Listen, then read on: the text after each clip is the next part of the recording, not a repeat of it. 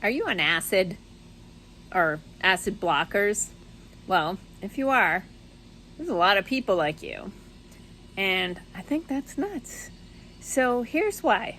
First of all, I'm Dr. Patty Barch. I'm a traditional naturopath and the owner of Naturally Unbridled Wellness in Onalaska, Wisconsin. And this video is to talk to you about stomach acid and acid blocking drugs.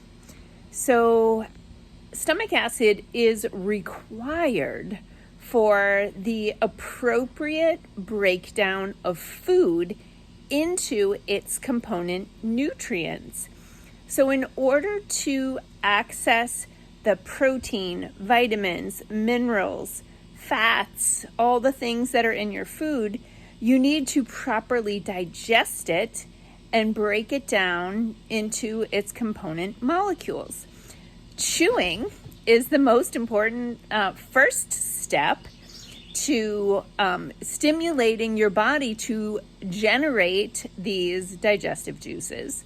So eating at 75 miles an hour on a fast food bag is not a great way to stimulate your digestion.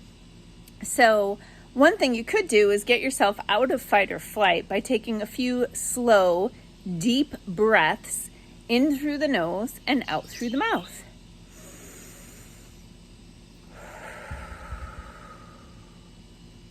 Do that a few times. It's going to override the system and get you out of fight or flight and into rest and digest.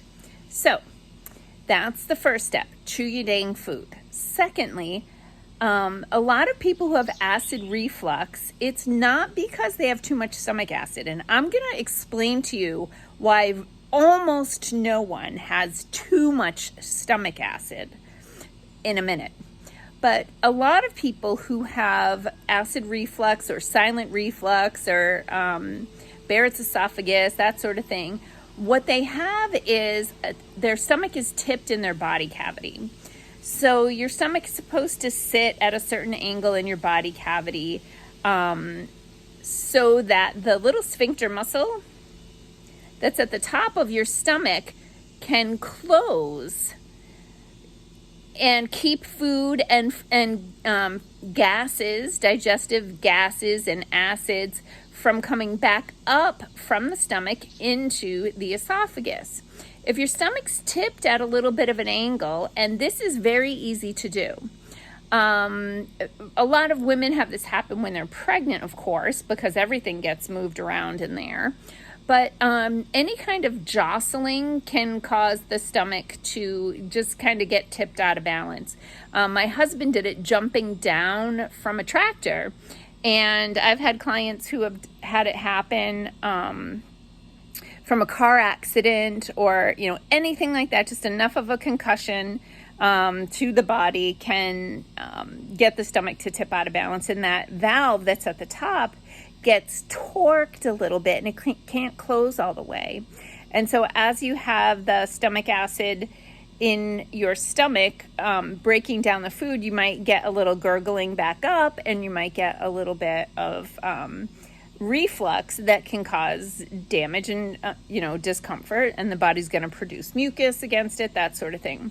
So no drug and no supplement in the world is putting your stomach back where it belongs. You got to go to a professional for that.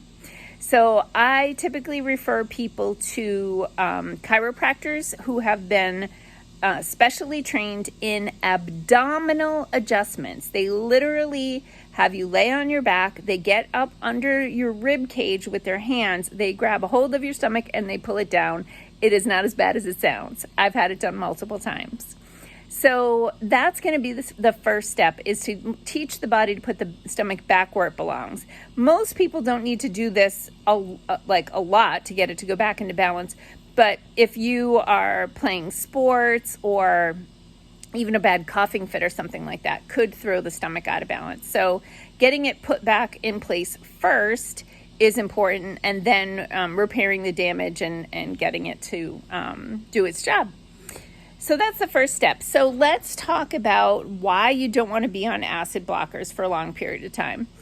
The manufacturer actually says no more than 8 weeks, but 12 weeks if you really need it.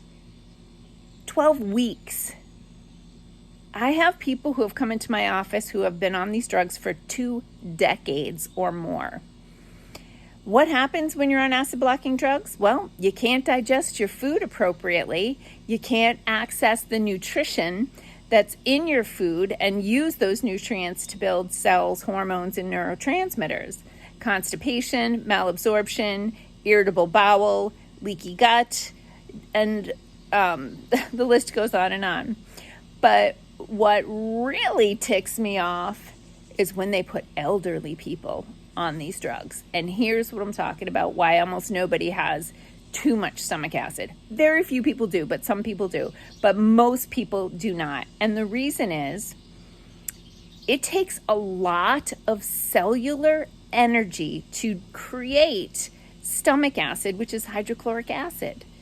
So in order to do that, you need to break hydrogen bonds, to usually from water, but from anything that a hydrogen atom is hanging on to. You got to break the hydrogen bond to free up that hydrogen so that it can bind to chlorine and create hydrochloric acid. That takes a lot of cellular energy. Guess who doesn't have a lot of cellular energy? Elderly people. So when I hear that an elderly client is on acid blocking drugs, it really ticks me off, because elderly people have insufficient stomach acid in many cases. Therefore, they can't digest their food appropriately. Therefore, they become deficient in different nutrients, especially vitamin B12. Vitamin B12 is very important for neurological function. So people with B12 deficiency can be off balance, lightheaded, dizzy, have tingling or neuropathy, and they're only making matters worse by putting them on these acid blocking drugs. Now, you want to make it even worse, put them on metformin that also blocks B12. So these people need to have their stomach checked by a qualified chiropractor or a person trained in visceral manipulation. And they probably need stomach acid supplements because they're not breaking enough hydrogen bonds to generate the hydrochloric acid needed to digest their food and access the B12 and other nutrients that are in it. So, if you're on acid blocking drugs, we've supported many people in bringing their body back into balance so that those drugs don't make sense anymore. You can set up a consultation with us at Naturally Unbridled Wellness in Onalaska, Wisconsin. We do in-person and Zoom appointments.